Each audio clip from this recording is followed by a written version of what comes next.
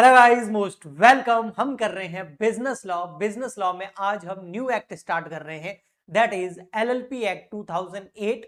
Full form है limited liability partnership act 2008। Partnership की जब बात सुनते हैं या कहीं समझते हैं तो हमको हमारा क्लास 11th का बिजनेस स्टडी या क्लास 12th के अंदर अकाउंटेंसी के अंदर हमने पार्टनरशिप से रिलेटेड अकाउंट्स कर रखी है। यानी कि पार्टनरशिप के बारे में हम जानते तो हैं, लेकिन वो ये वाला पार्टनरशिप एक्ट हम नहीं जानते। हमने जो पढ़ रखा है वो पढ़ रखा है इंडियन पार्टनरशिप एक्ट 1932। कौन सा पढ़ रखा है? Indian partnership act 1932। ओके, ठीक है। तो इस एक्ट के हिसाब से हम क्या करते हैं? पार्टनरशिप करते हैं। ठीक है भाई, तो ये पार्टनरशिप का एक्ट तो ऑलरेडी हमारे पास में है, तो फिर ये नया एक्ट हम क्यों लेकर के आए, थोड़ा सा समझाता हूं। फिर डिटेल में तो हम खैर पढ़ने ही वाले हैं।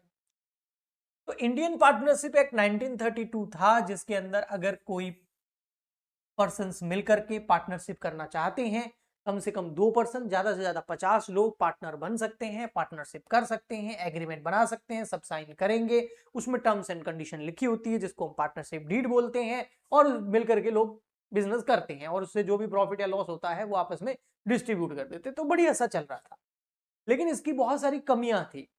जैसे ज्यादा से ज्यादा 50 पार्टनर ही हो सकते हैं, और लोग मिलकर के अगर बिजनेस करना चाहते, और इसकी लीगल प्रोसीडिंग भी उतनी ज्यादा स्ट्रिक्ट नहीं थी, और एकदम सिंपल वे में एक बिजनेस आप कर रहे हो, बस एक एग्रीमेंट है, उस पर साइन किए हुए, बस हो गया, आप पार्टनर बन गए। मतलब इसको फिर इस एक्ट के जरिए आप अपने बिजनेस को बहुत बड़े लेवल पर एक्सपांड नहीं कर सकते, बड़े बड़े इन्वेस्टर को नहीं ला सकते अपने बिजनेस के अंदर। तो फिर क्या किया गया, एक और एक्ट जो पहले तो पुराना ही था, इंडियन कंपनीज एक्ट, बट अभी एक नया एक्ट और लेके आ गए, कंपनीज एक्ट। अभी तो क्या 10 से ज्यादा साल हो गए, कंपनीज एक्ट 2013। अब इसमें क्या है, कंपनीज फॉर्मेट हो गई, कंपनी को इनकॉर्पोरेशन का सर्टिफिकेट मिल जाता है, बहुत सारा, मतलब इससे बहुत ज्यादा एडवांस में कहे तो छोटा मोटा बिजनेस है तो ऐसे कर लो, अगर उसको बहुत बड़े एक्सपांशन करना है, नेशनल इंटरनेशनल लेवल पे लेके जाना है, तो आप कंपनीज में फॉर्मेट कर दो, वो ज्यादा बेटर रहता है। ओके जी। लेकिन ये बहुत बड़े ऑर्गेनाइजेशन और बड़े प्रोसीडिंग का, बड़े लीगल स्ट्रक्चर हो गया, ये छोटा हो गया बहुत। अब यहां पर जरूरत पड़ गई इन दोनों के बीच में किसी एक की। जैसे फॉर एग्जांपल दूं मैं आपको ऑटो सेक्टर का, तो टाटा हैरियर, टाटा सफारी, है ना, ये कुछ बड़े लेवल पे हो गई, मतलब 20 लाख के आसपास, 25 लाख के आसपास गाड़ियां हो गई। और अगर टाटा पंच की बात करूं या टाटा नेक्सॉन की बात करूं, तो ये टाटा टियागो वगैरह, ये है ना, 10 लाख के अंदर अंदर, इतना, मतलब एवरेज बता रहा हूं, इतना हो गया। इसके बीच में भी तो कोई चाहिए, तो टाटा सियारा लेके आ गए, लगभग 14-15 लाख रुपया से स्टार्टिंग है उसकी कुछ ऑन रोड प्राइस।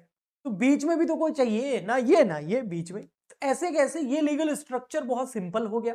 ये लीगल स्ट्रक्चर अगर बिजनेस का करना चाहो तो बहुत ज्यादा कॉम्प्लिकेटेड और बड़ा हो गया, इन दोनों के बीच में चाहिए भैया। तो वो लेके आ गए, ताकि इसकी कमियों को और इसकी कमियों को दूर करके एक और नया एक्ट आ गया जिसका नाम है एलएलपी। कमियां तो क्या है इन दोनों में, मतलब ये बहुत बड़े लेवल का लीगल स्ट्रक्चर हो गया, इसको फॉलो फॉलो करेंगे तो फिर हालत खराब हो जाएगी, इतना बड़ा एक्सपांशन हमारा है नहीं। ये बिल्कुल सिंपल हो गया, इससे हम आगे बढ़ना चाहते हैं पर इससे पीछे रहना चाहते हैं, तो फिर हमने एक नया एक्ट बनाया जिसका नाम दिया गया एलएलपी एक्ट 2008, यानी कि लिमिटेड लायबिलिटी पार्टनरशिप एक्ट 2008। ये एक्ट अप्लाई कब हुआ? ये एक्ट अप्लाई हुआ 31 मार्च 2009 को इंडिया के अंदर। ओके, यानी कि फाइनेंशियल ईयर देखा जाए तो 9-10, है ना, तो जस्ट अगले दिन नया फाइनेंशियल ईयर स्टार्ट हो रहा है 1 अप्रैल 2009, और खत्म होगा 31 मार्च 2010। तो 9-10 से जो है ये एक्ट अप्लाई हो गया, 2008 के अंदर ये एक्ट बन गया था। ओके जी, आ गया समझ में? तो अब हम इस एक्ट को पढ़ते हैं, और कहीं ना कहीं इन दोनों को क्यों बाईपास करके उनके बीच में एक नया एक्ट लाया होगा, वो भी लिखा हुआ है, वो भी मैं आपको आगे एक्सप्लेन करूंगा। ठीक है, चलिए तो स्टार्ट कर देते हैं। यहां पर हम सीधा सबसे फर्स्ट हमारा इंट्रोडक्शन। तो इंट्रोडक्शन में वही लिखा हुआ है, लिमिटेड लायबिलिटी पार्टनरशिप एक्ट, यानी कि एलएलपी का फुल फॉर्म है ये, limited liability partnership act 2000। Came into effect in 2010, actual में 31 मार्च 2009 में इसके प्रोविजन अप्लाई हो गए थे। Introduce a new form of business organisation in India, एक नया ही फॉर्म बना दिया गया। पहले हम समझते थे सोल प्रोप्राइटरशिप होता है, पार्टनरशिप होता है, फिर कंपनीज होता है ना, ठीक है, HUF वगैरह हो गया, हिंदू अनडिवाइडेड फैमिलीज वगैरह, बॉडी ऑफ इंडिविजुअल एक BOI हो गया, ठीक है। तो ये कुछ थे। अब पार्टनरशिप के अंदर एक नया, एक तो इंडियन पार्टनरशिप एक्ट तो है ही, पर एक नया ला दिया गया। अब इन दोनों में मेन डिफरेंस पता है क्या है? जो इंडियन पार्टनरशिप एक्ट 1932 है और जो हमारा LLP एक्ट 2008 है, दोनों ही पार्टनरशिप पे लगता है। बट इंडियन पार्टनरशिप एक्ट 1932 के अंदर जो पार्टनर्स है उनकी लायबिलिटी जो है वो अनलिमिटेड होती है। यानी कि बिजनेस में कोई बड़ा लॉस वगैरह हो गया तो पार्टनर्स की पर्सनल प्रॉपर्टी को बेच करके भी वसूली की जा सकती है। यानी कि पार्टनर्स की लायबिलिटी बिल्कुल अनलिमिटेड है। लेकिन LLP के अंदर नाम से पता चल जाता है कि जो पार्टनर्स है उनकी लायबिलिटी क्या है? लिमिटेड है। कितनी लिमिटेड है? जितना उन्होंने बिजनेस में पैसा लगाया, बस वहीं तक। भैया 5 लाख रुपए लगाए हमने पार्टनरशिप में, तो अगर कोई लॉस वगैरह हो गया तो 5 लाख तक भरेंगे, उससे ऊपर नहीं भरेंगे, वो डूबेंगे केवल। कुछ हद तक कंपनी जैसा है ना। कंपनी में शेयर होल्डर्स की लायबिलिटी कितनी होती है? लिमिटेड ही होती है, जितना उन्होंने पैसा लगाया शेयर खरीदने में। उनकी पर्सनल प्रॉपर्टी से थोड़ी रिकवर कर सकते हैं। तो बस ये कुछ चीजें हैं जो ड्रॉबैक्स थे और उसको सही करके एक नया एक्ट बनाया दिया गया। आइए, Why was LLP introduced? Because traditional business form had limitations. कुछ limitations थी, जैसे कि अगर जो पार्टनरशिप फर्म्स थी, जो हम 1932 एक्ट वाले की बात कर रहे हैं, इंडियन पार्टनरशिप एक्ट 1932, तो उसमें जो पार्टनरशिप फर्म थी उनके पार्टनर की लायबिलिटी क्या थी? अनलिमिटेड थी। यानी कि बिजनेस में लॉस हो गया, कोई बड़ा फ्रॉड हो गया, तो पार्टनर्स जो है उनकी पर्सनल एसेट्स को बेच करके भी रिकवरी की जा सकती थी इंडियन पार्टनरशिप एक्ट 1932 के हिसाब से बनी हुई पार्टनरशिप के अंदर। और क्या ड्रॉबैक था? Firm has no separate legal entity. Partnership कोई सेपरेट लीगल एंटिटी नहीं थी। पार्टनरशिप अपने नाम से कोई कॉन्ट्रैक्ट, प्रॉपर्टी वगैरह, एसेट वगैरह परचेज नहीं कर सकती थी। Okay ji, Indian partnership act 1932 की बातें कर रहा हूं मैं। नॉट सुटेबल फॉर लार्ज और रिस्की वेंचर्स, उनके लिए सुटेबल नहीं है। And no attractive for professionals के लिए भी ये नहीं है। LLP आया तब से तो प्रोफेशनल के बहुत मजे हो गए, आगे बताऊंगा अभी। अच्छा, प्राइवेट कंपनीज में क्या प्रॉब्लम है, वहां क्यों नहीं जाते आप? या तो इंडियन पार्टनरशिप एक्ट 1932 की तो कमियां देख ली, तो आप प्राइवेट कंपनी बना दो। देखो, प्राइवेट कंपनी यानी कि कंपनी के फॉर्म में आप जाओगे ना, तो बहुत ज्यादा कंप्लायंस का बर्डन होता है। कंपनी को बहुत सारा कंप्लायंस पूरा करना पड़ता है। उसका लीगल स्ट्रक्चर नेक्स्ट लेवल का होता है भैया।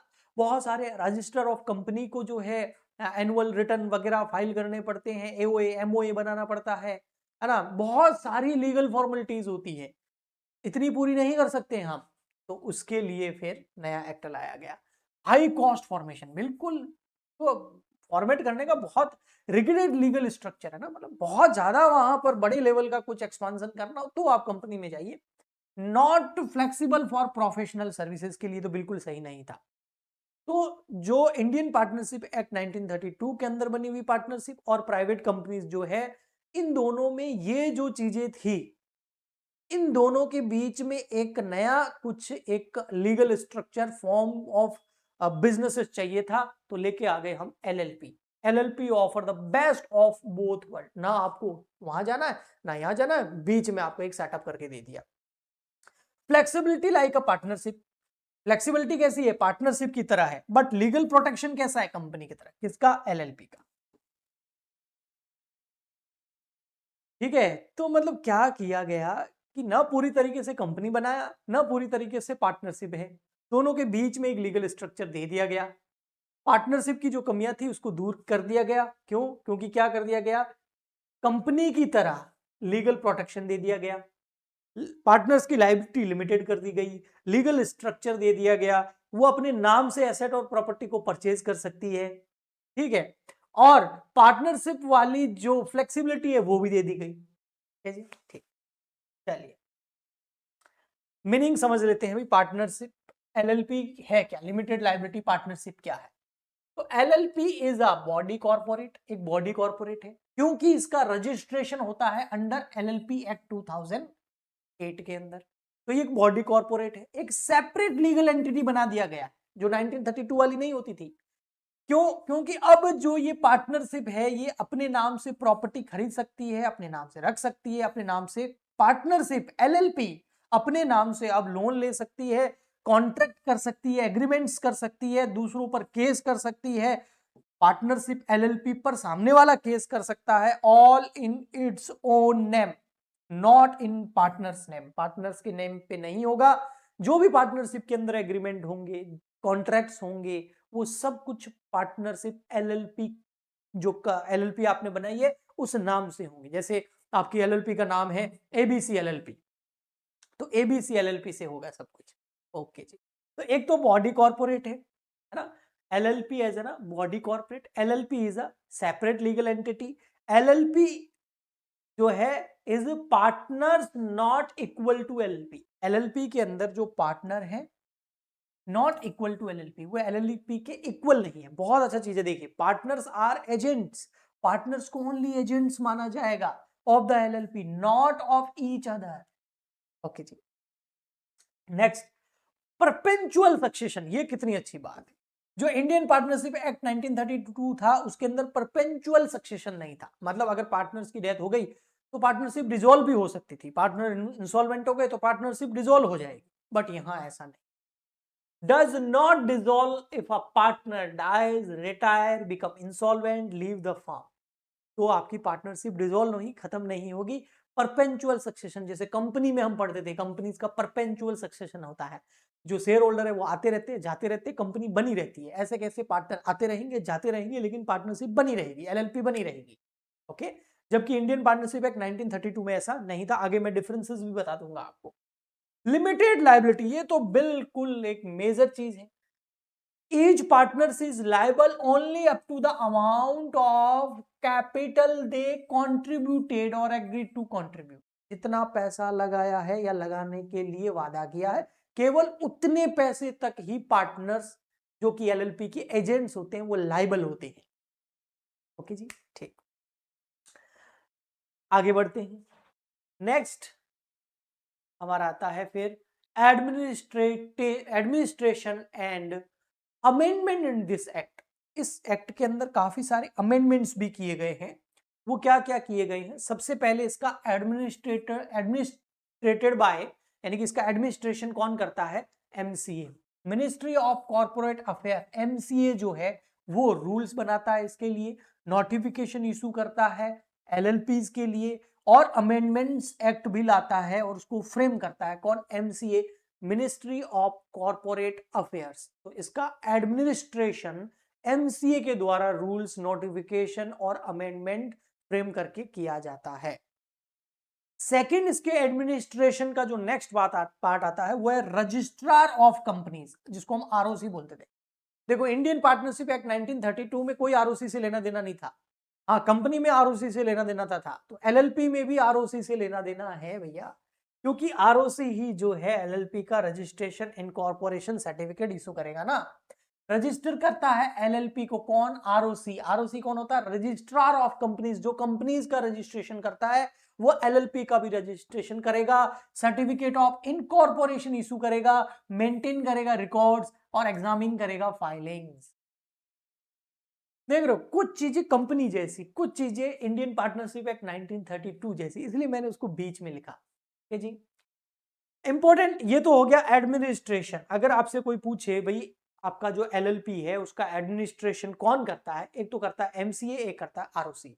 एमसीए क्या करता है? रूल्स बनाता है, इनको नोटिफिकेशन इशू करता है और अमेंडमेंट फ्रेम करता है। आरओसी क्या करता है? रजिस्टर करता है उसको, सर्टिफिकेट इशू करता है इनकॉर्पोरेशन का, रिकॉर्ड्स मेंटेन करता है और जितनी भी फाइलिंग्स की गई है एलएलपी द्वारा आरओसी को, उसको एग्जामिन करता है। ओके। अब आते हैं भैया अमेंडमेंट्स क्या हुए। तो देखिए, अमेंडमेंट्स हुए इसके 2021 में एलएलपी अमेंडमेंट एक्ट लाया गया, जिसने एलएलपी एक्ट 2008 के अंदर कुछ अमेंडमेंट्स करवाए। क्या अमेंडमेंट्स करवाए? Major amendments. स्मॉल एलएलपी, बहुत सारी ऐसी एलएलपीज होती है बहुत छोटी होती है, उनकी पेनल्टी को कम किया गया। उनका जो कंप्लायंसेस हैं, लीगल कंप्लायंसेस हैं, उसको थोड़ा इजी बनाया गया स्मॉल एलएलपीज के लिए। डीक्रिमिनलाइजेशन किया गया। पहले क्या था? बहुत सारे ऑफेंस ऐसे थे, जैसे ई फाइलिंग, यानी कि मतलब रिटर्न फाइल करने में डिले कर देते हो, तो उनको क्रिमिनल से मॉनेटरी पेनल्टी पे लाया गया। मतलब कुछ लीगल प्रोसीडिंग्स हैं, उसको पूरा नहीं करोगे तो वो क्रिमिनल पेनल्टीज उस पर लगती थी। बट अगर स्मॉल एलएलपी है तो अब क्रिमिनल पेनल्टीज नहीं लगेगी, मॉनेटरी पेनल्टी लगेगी, यानी कि कुछ पैसों की पेनल्टी कर दी गई। इंट्रोडक्शन किया गया एलएलपी सेटलमेंट स्कीम्स को, है ना, allowing late filing with lesser penalties. बहुत सारी सेटलमेंट स्कीम्स लाई गई। Okay ji. Online simplified filing, या फाइलिंग का मतलब होता है एनुअल रिटर्न फाइल करने पड़ते हैं, जैसे जीएसटी रिटर्न होता है ना, इनकम टैक्स रिटर्न होता है। ऐसे कैसे कंपनीज जो होती है ना, वो आरओसी को भी रिटर्न फाइल करती है, तो एलएलपी भी आरओसी को रिटर्न फाइल करेगी, एनुअल रिटर्न फाइल करती है ना। जैसे कंपनीज की बात करूं तो MGT 7, 7A, AOC, है ना, ये बहुत सारे रिटर्न्स होते हैं जो कंपनी को आरओसी को फाइल करने होते हैं। ऐसे कैसे एलएलपी को भी कुछ रिटर्न आरओसी को फाइल करने होते हैं, उसको सिंप्लीफाई किया गया। अगर देर हो जाए तो पेनल्टी को क्रिमिनल से हटा करके मॉनेटरी पेनल्टी किया गया। उनका तरीका सिंपल किया गया कि आराम से जो है कर सके। ये अमेंडमेंट्स किए गए हैं। ओके जी, ऑनलाइन और सिंप्लीफाइड फाइलिंग। नेक्स्ट आता है हमारा फीचर्स ऑफ एलएलपी। अब ये फीचर्स में पता है बहुत सारी चीजें वही आएगी जो हम मीनिंग में पढ़ चुके हैं। जैसे पार्टनर्स की लायबिलिटी क्या कर दी गई, लिमिटेड कर दी गई, और लीगल स्ट्रक्चर एक प्रोवाइड करा दिया गया कि कंपनी अपने एलएलपी अपने नाम से ही जो है प्रॉपर्टी वगैरह कर सकती है, एग्रीमेंट वगैरह कर सकती है। जो मैक्सिमम नंबर है, जो पार्टनरशिप थी उसमें 50 थे, यहाँ पर कोई लिमिट नहीं है मैक्सिमम में, मिनिमम 2 है। तो ऐसे फीचर्स हम यहाँ पर पढ़ने वाले हैं। ठीक है, सबसे फर्स्ट फीचर है सेपरेट लीगल एंटिटी, जो कि इंडियन पार्टनरशिप एक्ट 1932 में नहीं था, कंपनीज एक्ट 2013 में है। तो कंपनीज का लीगल एकदम सेपरेट एंटिटी होती है। ऐसे कैसे एलएलपीज को भी सेपरेट लीगल एंटिटी बना दिया गया। उसका मतलब होता है कि कंपनी जैसे अपने नाम से बहुत सारे एग्रीमेंट करती है, एलएलपी भी अपने नाम से बहुत सारे एग्रीमेंट कर सकती है। जैसे कि अपने नाम से बैंक अकाउंट ओपन कर सकती है, अपने नाम से प्रॉपर्टी परचेज कर सकती है, अपने नाम से कॉन्ट्रैक्ट कर सकती है। एलएलपी किसी भी कंपनी पर्सन पर, सामने वाले पर केस कर सकती है, सामने वाला कंपनी एलएलपी पर केस कर सकता है। जो कंपनी का एक था ना फीचर, वो यहां पर एलएलपी को भी दे दिया गया। लिमिटेड लाइबिलिटी, जो इंडियन पार्टनरशिप एक्ट था उसमें पार्टनर्स की लाइबिलिटी अनलिमिटेड थी, लेकिन यहां पर पार्टनर्स की लाइबिलिटी लिमिटेड कर दी जितना उन्होंने कंट्रीब्यूट किया है। Partners are not personally liable for business डेब्ट। जो बिजनेस ने कोई लोन लिया, एलएलपी ने कोई लोन लिया है, उस लोन की अगर भरपाई नहीं हो पाती है किसी वजह से और बिजनेस फेल हो जाता है, तो पार्टनर्स की लायबिलिटी केवल उन्होंने जितना कैपिटल लगाया है वहां तक रहेगी, पर्सनल प्रॉपर्टी तक नहीं रहेगी। बट इसका एक चीज और है, मैं बताऊंगा आपको। तो लायबिलिटी कहां तक लिमिटेड रहेगी, कैपिटल कॉन्ट्रीब्यूशन तक, जितना कैपिटल लगाया वहां तक। ओके जी, एलएलपी एग्रीमेंट में वो लिखा हुआ होता है।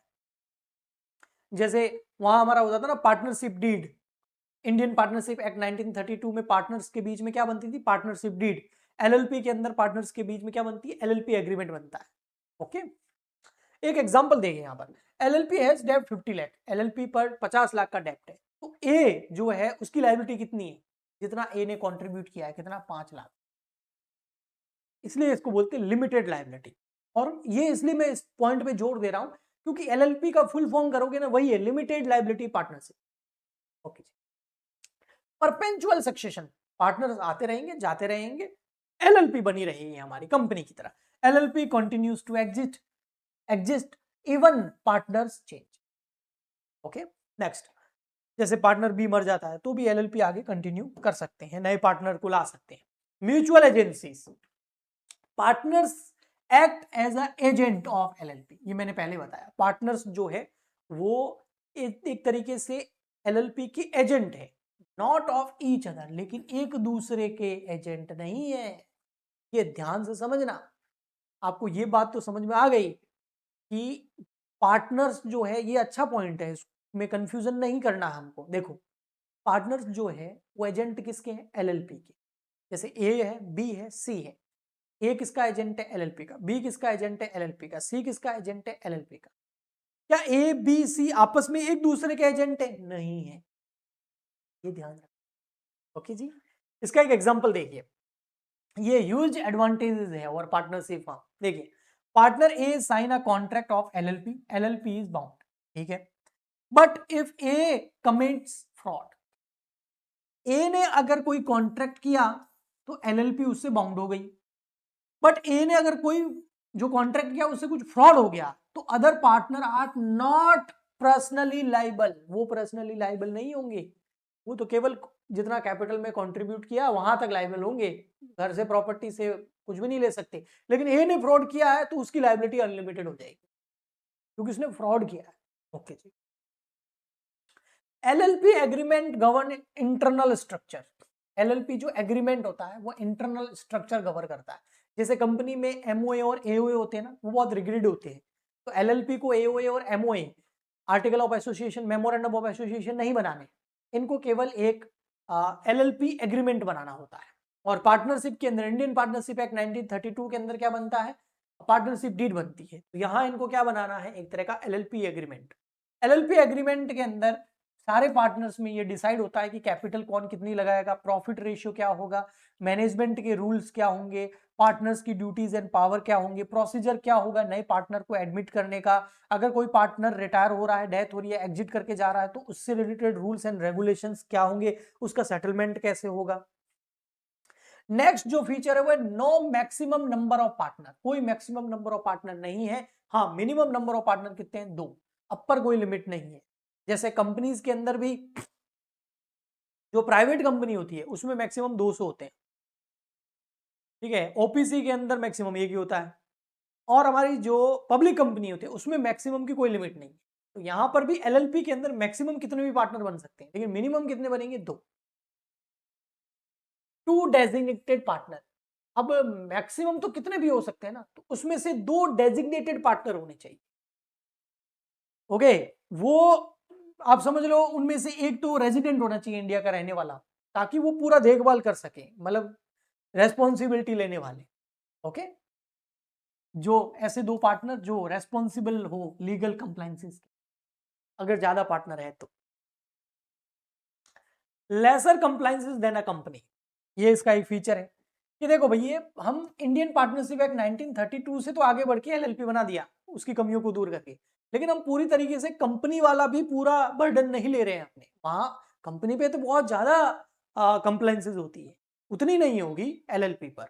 LLP does not require AGM, जैसे कंपनी को एनुअल जनरल मीटिंग हेल्ड करनी पड़ती है, इनको नहीं करनी होती, बोर्ड मीटिंग नहीं करनी होती है क्योंकि डायरेक्टर नहीं होते हैं, पार्टनर होते हैं, डिटेल रजिस्टर भी नहीं करना होता है, हैवी ऑडिट्स भी नहीं करानी होती है, तो ये चीजें कंपनी को करनी होती है, एलएलपी को नहीं करनी होती। टैक्सेशन बेनिफिट, बिल्कुल एलएलपी को टैक्सेशन बेनिफिट मिलता है, पार्टनरशिप फर्म की तरह ही इसको ट्रीट किया जाता है, कंपनी की तरह ट्रीट नहीं किया जाता, दोनों में बहुत फर्क है। कोई डिविडेंड डिस्ट्रीब्यूशन टैक्स जिसको डीटी बोलते हैं वो कंपनीज पे लगता है, यहां पर इस एलएलपी पे नहीं लगेगा। प्रॉफिट जो शेयर किया जाता है पार्टनर्स को, वो पार्टनर्स के हैंड में टैक्स नहीं लगेगा, और रेम्यूनरेशन जो अलाउ किया जाता है उसकी डिडक्शन मिलती है, लेकिन एक लिमिट तक। ओके, लास्ट बहुत इंपॉर्टेंट, जब से एलएलपी आया है, एलएलपी एक्ट 2008 जब से इशू हुआ है तब से इन लोगों के बल्ले बल्ले हो गए, जो प्रोफेशनल्स हैं और जो स्टार्टअप्स हैं वो इंडियन पार्टनरशिप एक्ट 1932 के अंदर नहीं अपने आप को लाते हैं, न ही वो कंपनी खोलते हैं, वो एलएलपी खोल लेते हैं। बीच का रास्ता जिसमें सारी सुविधाएं हैं, बहुत ज्यादा बर्डन भी नहीं है और बिल्कुल जीरो भी नहीं है, एक बीच का रास्ता दे दिया गया। और इसमें जो है सीए है, जितने भी चार्टर्ड अकाउंटेंट्स हैं वो जब भी आपस में कोई पार्टनरशिप करते हैं तो एलएलपी करते हैं, लॉयर्स करते हैं एलएलपी, सीएस करते हैं, कंसल्टेंट्स करते हैं, आर्किटेक्ट्स करते हैं, ऑल प्रिफर एलएलपी स्ट्रक्चर, इनको एलएलपी स्ट्रक्चर सबसे बढ़िया लगता है। ओके, नेक्स्ट आता है हमारा एलएलपी एग्रीमेंट, डिटेल में पढ़ते हैं, थोड़ा बहुत हमने ऊपर देखा था कि जो इंडियन पार्टनरशिप एक्ट के अंदर जैसे पार्टनरशिप डीड होती है, एलएलपी के अंदर वो एग्रीमेंट होता है। LLP agreement is the most important document, it define internal right and duties, इसके अंदर इंटरनल राइट्स एंड ड्यूटीज लिखी होती है, क्या क्या कंटेंट होते हैं एलएलपी एग्रीमेंट के, तो इसके अंदर name business of LLP, LLP का नाम क्या होगा, X Y Z LLP, ABC LLP, Ram and sons LLP, है ना, राधे मोहन एलएलपी, क्या होगा वो बिजनेस, क्या होगा एलएलपी में, क्या करोगे बिजनेस, क्या करोगे, कपड़े का व्यापार करोगे, कोई सर्विसेज करोगे, क्या करोगे, कौन पार्टनर कितना कंट्रीब्यूट कर रहा है, कैपिटल लगा रहा है, उनके बीच में प्रॉफिट या लॉस जो भी होगा उसका शेयरिंग रेशियो क्या होगा, पार्टनर्स की ड्यूटी, राइट्स और लायबिलिटी क्या होगी, नए पार्टनर का एडमिशन कैसे होगा, रिटायरमेंट, रेजिग्नेशन और एक्सक्लूजन कैसे होगा, प्रोसीजर क्या होगा मीटिंग्स का, आपस में जब मीटिंग करोगे तो उसका प्रोसीजर क्या होगा, अगर कोई डिस्प्यूट हो गया तो उसका रेजोल्यूशन कैसे होगा, उसको कैसे हम उस डिस्प्यूट को दूर करेंगे, मेंटेनेंस ऑफ अकाउंट्स कौन करेगा और कैसे करेगा, रूल्स ऑफ डिसोल्यूशन क्या होंगे कि कब एलएलपी जो है खत्म होगी, ये सब कुछ एलएलपी एग्रीमेंट में लिखा हुआ होता है। इफ नो एलएलपी एग्रीमेंट, अगर एलएलपी एग्रीमेंट आपने नहीं बनाया तो डिफॉल्ट रूल्स दे रखे हैं एलएलपी एक्ट के अंदर, फर्स्ट शेड्यूल के अंदर वो अप्लाई हो जाएगी। भाई आपने एलएलपी एग्रीमेंट नहीं बनाया लेकिन एलएलपी में आप रजिस्टर्ड हो गए, तो बाय डिफॉल्ट, जैसे मोबाइल फोन की बाय डिफॉल्ट सेटिंग होती है ना जब हम फर्स्ट टाइम ऑन करते हैं, अब आप चाहो तो उसको बदल सकते हो, नहीं तो उसी से चलाओ। तो ऐसे कैसे आपने नया कोई एलएलपी एग्रीमेंट नहीं किया है तो कोई बात नहीं, एक्ट के अंदर एक एलएलपी एग्रीमेंट है वो बाय डिफॉल्ट एप्लीकेबल हो जाए। ओके जी, उसमें जो लिखा हुआ है वो एप्लीकेबल होगा। डिफरेंस पढ़ लेते हैं, क्या डिफरेंसेस हैं पार्टनरशिप में, कंपनी में और एलएलपी में, इसमें आपको अच्छा लगेगा। देखिए, तो यहां पर हम बेस ले रहे हैं, फिर आगे ले रहे हैं पार्टनरशिप, फिर ले रहे हैं एलएलपी और फिर ले रहे हैं हमारा कंपनी। देखिए, यहां पार्टनरशिप है, यहां कंपनी है, एलएलपी को देखो बीच में रखा है। लीगल स्टेटस क्या है पार्टनरशिप का, कोई पार्टनरशिप मतलब इंडियन पार्टनरशिप एक्ट 1932 की बात कर रही है, ओनली पार्टनरशिप लिखा हुआ हो ना उसका मतलब यही है, इंडियन पार्टनरशिप एक्ट 1932। एलएलपी लिखा हुआ है तो फिर उसका मतलब है एलएलपी एक्ट 2008, और कंपनी तो कंपनी होती है। लीगल स्टेटस क्या है, तो पार्टनरशिप का लीगल स्टेटस है ही नहीं, कोई सेपरेट एंटिटी नहीं है वो, बट एलएलपी सेपरेट एंटिटी है। दोनों में फर्क क्या हुआ सर, ये पार्टनरशिप जो होगी ना वो अपने नाम से कोई भी एग्रीमेंट, कॉन्ट्रैक्ट, प्रॉपर्टी परचेज करना, किसी पे केस करना वो नहीं होगा, जबकि एलएलपी ऐसा कर सकती है और कंपनी भी ऐसा कर सकती है। लायबिलिटी, पार्टनर्स की लायबिलिटी यहाँ पर अनलिमिटेड होती है, लिमिटेड होती है, कंपनी में भी शेयर होल्डर की लायबिलिटी लिमिटेड होती है। पार्टनर्स और मेंबर्स का क्या रिलेशन होता है, ये म्यूचुअल एजेंसीज होती है आपस में पार्टनर्स की, यहाँ पर पार्टनर्स जो एजेंट होते हैं एलएलपी के आपस में एजेंट नहीं होते हैं, और यहाँ डायरेक्टर्स जो है वो कंपनी के बिहाफ पर काम करते हैं। रजिस्ट्रेशन जो है कोई मैंडेटरी नहीं है, यहाँ पर कहीं रजिस्ट्रेशन नहीं कराना है, बस एक स्टाम्प पे लिख देना है भाई हम पार्टनर हैं, ये हमारे कंडीशंस है, और साइन कर देते हैं पार्टनर। यहाँ पर भैया रजिस्ट्रेशन मैंडेटरी है, किसके पास कराना पड़ता है, आरओसी के पास में, और यहाँ पर भी कंपनी में भी आरओसी के पास में। तो एलएलपी और कंपनी दोनों को ही मैंडेटरी रजिस्ट्रेशन करवाना पड़ता है। मैक्सिमम पार्टनर कितने होते हैं, यहाँ पर पार्टनरशिप में 50 होते हैं, एलएलपी में कोई लिमिट नहीं है, कंपनी में अगर प्राइवेट की बात करें तो 200 है, और पब्लिक कंपनी में कोई लिमिट नहीं है। परपेचुअल सक्सेशन इसका हो नहीं सकता, अगर पार्टनर इंसॉल्वेंट हो गए, डेथ हो गई, रिटायर हो गए और एक ही पार्टनर बच गया या कम पार्टनर बच गए तो पार्टनरशिप का डिसोल्यूशन हो जाता है। यहाँ पर ऐसा नहीं है, नए पार्टनर को एडमिट करके आप उसका परपेचुअल सक्सेशन कर सकते हैं, यानी कि वो आगे पार्टनर आते रहेंगे जाते रहेंगे, एलएलपी बनी रहेगी। ऐसा कैसा कंपनी के साथ में भी होता है, तभी तो बहुत पुरानी पुरानी कंपनियां हैं ना अपने हमारे पास में। ओके, टैक्सेशन देखिए भैया, पार्टनरशिप पे पार्टनरशिप टैक्स लगता है, एलएलपी पे फर्म टैक्स लगता है, और कंपनी पे कॉर्पोरेट टैक्स लगता है। कंप्लाइंसेस इसकी बहुत कम होती है, इसकी बहुत ज्यादा होती है, लीगल कंप्लाइंसेस की बात चल रही है, यहाँ पर मीडियम होती है, ना इतनी कम ना इतनी ज्यादा, एक बीच में सुविधा अनुसार। कॉन्स्टिट्यूशन इसका पार्टनरशिप डीड में होता है, इसका एमओए और एओए बनता है, और इसका एलएलपी एग्रीमेंट बनता है। सूटेबल फॉर स्मॉल ट्रेडर, ये प्रोफेशनल और एसएमईज, स्मॉल माइक्रो और एंटरप्राइजेस जो होती है उनके लिए बढ़िया रहता है, स्मॉल एंड मीडियम एंटरप्राइजेस के लिए बढ़िया रहता है, और ये लार्ज एंटरप्राइजेस के लिए बढ़िया रहता है मैक्रो लेवल पर जी। तो ये था इनके बीच का डिफरेंसेस। अब हम थोड़ा सा समझ लेते हैं भैया इनकॉर्पोरेशन कैसे करवाना होता है एलएलपी को। भाई मुझे एलएलपी खोलनी है, मैं हूं और मेरा एक फ्रेंड है, हम मिलकर के एलएलपी खोलेंगे फिर ऑनलाइन पढ़ाएंगे। फॉर एग्जाम्पल की सर्विसेज एलएलपी कर सकते हैं ना, एक और मेरे जैसा अच्छा टीचर है, हम मिलकर के एलएलपी कर लेते हैं। तो कैसे करें, क्या तरीका है, तो एलएलपी एक्ट का सेक्शन नंबर 11 हमको बताता है कि सबसे पहले 2 बंदे होने चाहिए कम से कम, both must subscribe to incorporation document, जो भी इनकॉर्पोरेशन फॉर्म है ना भर के आरओसी को जमा कराना होगा उसको हमें साइन करना होगा अच्छे से। फिर वो जो फाइल करना होगा इनकॉर्पोरेशन डॉक्यूमेंट किसके पास, आरओसी के पास। यहाँ पर एमओए और एओए तो होंगे नहीं, है ना, बस एक फॉर्म ही होगा जो भर करके हमको देना होगा आरओसी को, रजिस्ट्रार ऑफ कंपनी के पास जमा कराना होगा। उस फॉर्म में कंपनी का नाम, एलएलपी का नाम, उसका नेचर, एड्रेस, कहाँ होगा, पार्टनर्स कौन है, डेजिग्नेटेड पार्टनर्स कौन है जो लाइबल होंगे हमेशा, कौन कितना कैपिटल कंट्रीब्यूट कर रहा है, सिग्नेचर करने होंगे या डिजिटल सिग्नेचर आज के टाइम में होते हैं वो करने होंगे, जिसको डीएससी बोलते हैं। कुछ कुछ कंपनी जैसा लग रहा है ना। हाँ, तो ये सारा का सारा इनकॉर्पोरेशन डॉक्यूमेंट आरओसी के पास जमा कराने होंगे। आरओसी क्या करेगा, उन वेरिफिकेशन करेगा आरओसी उन डॉक्यूमेंट्स का, आरओसी चेक करेगा कहीं इसमें कोई प्रॉब्लम तो नहीं है, प्रॉब्लम है तो वो हमें बोलेगा इसको दूर करो, और फिर हम वापस से उसको इनकॉर्पोरेशन सर्टिफिकेट, इनकॉर्पोरेशन डॉक्यूमेंट जमा करा देंगे। उसके बाद आरओसी सब कुछ सही होने पर इशू कर देगा सर्टिफिकेट ऑफ इनकॉर्पोरेशन, ठीक है, आफ्टर रजिस्ट्रेशन। एलएलपी क्या हो जाएगी, यानी कि इनकॉर्पोरेशन सर्टिफिकेट मिलने के बाद एलएलपी फॉर्म्ड हो जाएगी और वो खुद एक लीगल एंटिटी बन जाएगी, और उसको एक नंबर मिलेगा जिसको बोलते हैं एलएलपी आइडेंटिफिकेशन नंबर। याद रखना क्या है, एलएलपिन, एलएलपिन बोल सकते हो, लेकिन ये क्या है, एलएलपीआईएन, यानी कि limited liability partnership identification number मिलेगा। ओके जी। एलएलपी फिर एग्रीमेंट जो है वो 30 दिन के अंदर अंदर, जैसे इनकॉर्पोरेशन हो जाएगा, एलएलपी का सर्टिफिकेट आ जाएगा, उसके 30 दिन के अंदर अंदर आपको एलएलपी एग्रीमेंट जो पहले बताया था वो पूरा का पूरा भर के अच्छे से आरओसी के पास में जमा कराना होगा। बिल्कुल, तो सिंपल है, कोई ज्यादा हार्ड नहीं है। यहां पर सबसे इंपॉर्टेंट चीज जो है ना वो है registered office of LLP. Section number 13 इसके ऊपर एलएलपी एक्ट 2008 का हमें बताता है कि भाई एलएलपी जो है ना उसका रजिस्टर्ड ऑफिस कहाँ है, वो अच्छे से, वैसे भी हम यहाँ पर ऊपर इन्फॉर्मेशन में देते हैं, ये देखो मैं बता देता हूँ। जब भी हम इसका इनकॉर्पोरेशन प्रोसेस करते हैं ना, तो यहाँ देखिए, ये जब इनकॉर्पोरेशन डॉक्यूमेंट भरते हैं ना, तब यहाँ पर देखो ये रहा एड्रेस ऑफ रजिस्टर्ड ऑफिस, ये बहुत इंपॉर्टेंट चीज है, ये देनी ही पड़ेगी, ये जो लिखे हुए ये सब देने पड़ेंगे भर करके।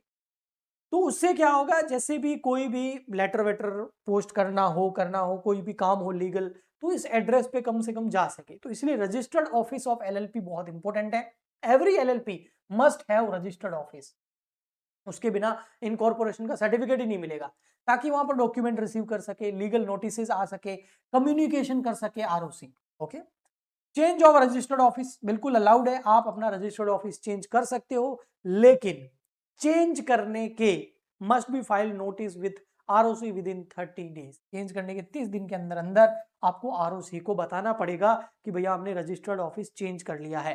कंसर्न ऑफ पार्टनर रिक्वायर्ड, बिल्कुल सभी पार्टनर सहमत होनी चाहिए, तब आप जाके ऑफिस चेंज कर सकते हो, उसका एड्रेस चेंज कर सकते हो। कुछ प्रोविजंस है relating to name of LLP, ये सेक्शन नंबर 15 लगता है।